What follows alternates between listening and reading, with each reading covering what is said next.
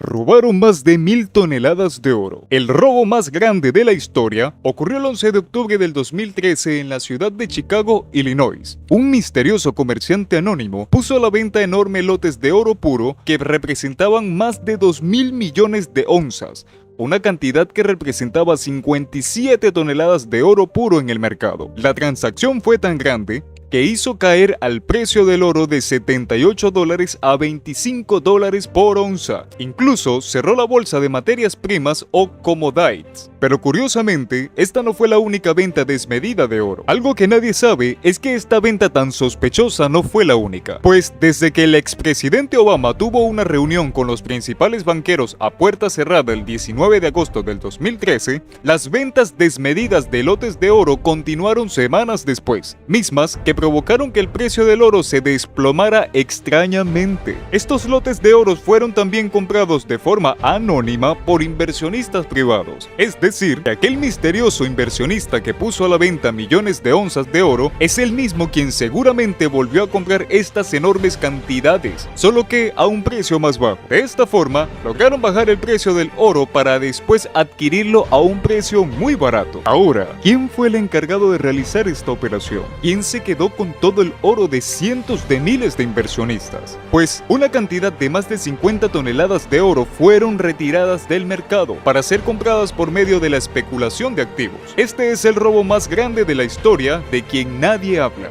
de quien pocos tienen conocimientos y que curiosamente, a pesar de que nadie habla de este robo, al parecer los responsables tienen nombre y apellido.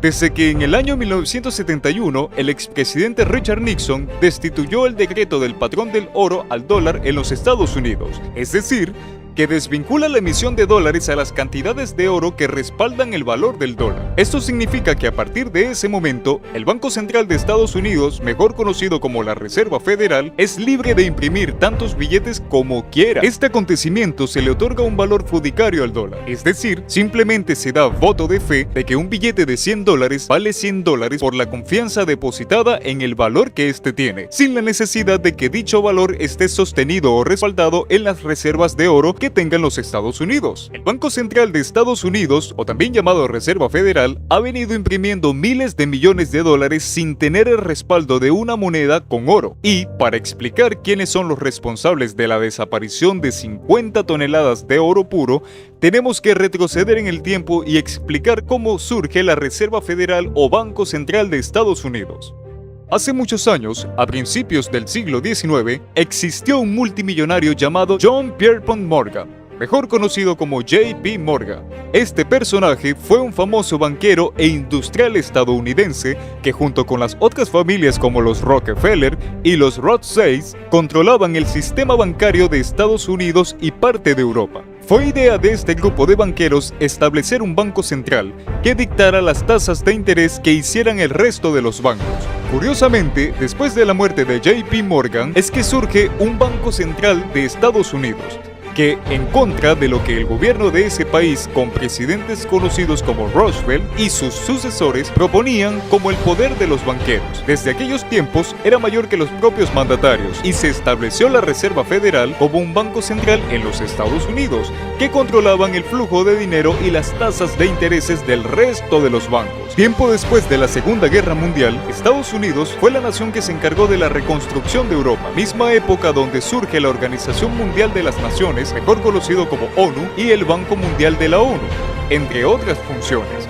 Su objetivo es tratar de dar solución a temas internacionales de carácter económico, social y humanitario, pero sobre todo también político. Y sí, este organismo también fue creado por la propuesta de los Estados Unidos. Por otra parte, el Banco Mundial es el encargado de financiar reconstrucciones de países después de la guerra, contribuir a acabar con el hambre y la pobreza, y todo a través de medio de préstamos a otros países por bajos intereses. Este organismo fue propuesto y creado por los Estados Unidos también, y fue usado para financiar la reconstrucción de Europa. Con esta hegemonía de los norteamericanos, entendemos que gran parte de la cantidad de flujo de efectivo en todo el mundo es controlado por organismos e instituciones financieras de esta nación.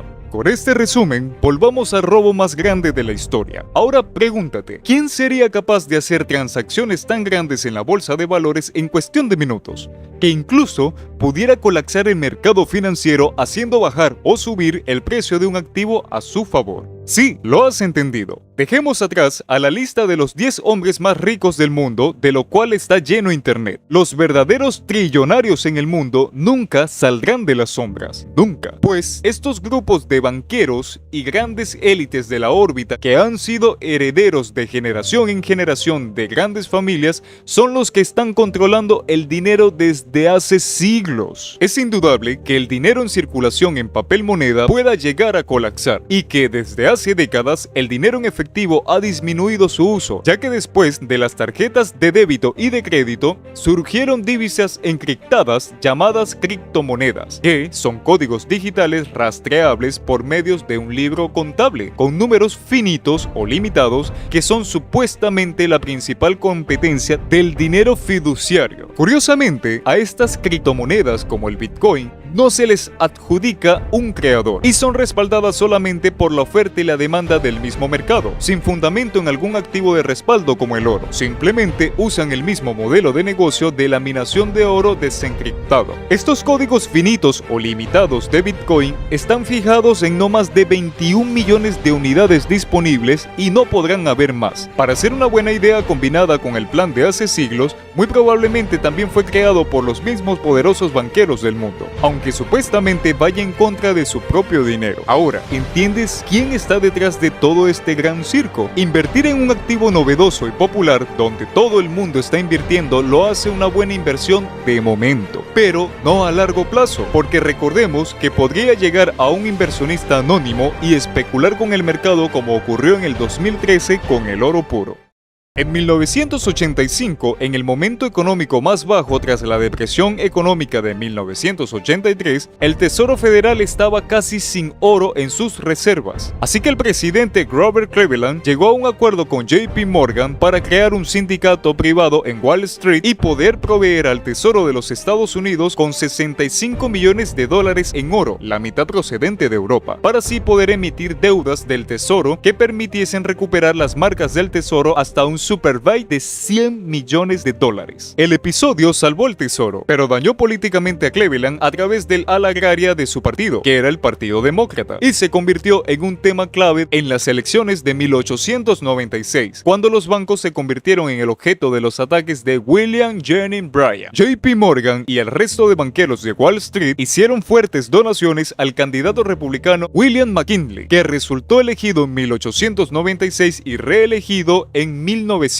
El patrón oro es un sistema monetario que fija el valor de la unidad monetaria en términos de una determinada cantidad de oro. El emisor de la divisa garantiza que pueda dar al poseedor de sus billetes la cantidad de oro consignada en ellos. Una alternativa es el patrón bimetálico, en el que la moneda está respaldada por una parte de oro y otra parte de plata. Históricamente, la vigencia del patrón oro empezó durante el siglo XIX, como base del sistema financiero internacional. Pero esto terminó a raíz de la Primera Guerra Mundial, puesto que los gobiernos beligerantes necesitaron imprimir mucho dinero fiduciario para financiar el esfuerzo bélico sin tener la capacidad de respaldar ese dinero en el metal precioso.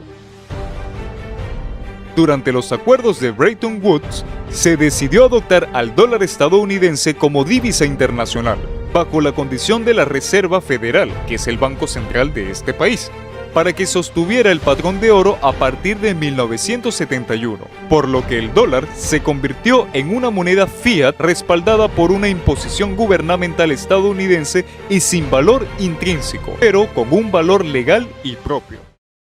Hasta aquí dejamos hoy este video. Coméntanos qué opinas de todo esto. Con gusto te vamos a leer. Recuerda que si quieres seguir recibiendo información similar, debes presionar el botón de subs y encender la campana. Así YouTube te indicará cuando hemos vuelto con más información para ti.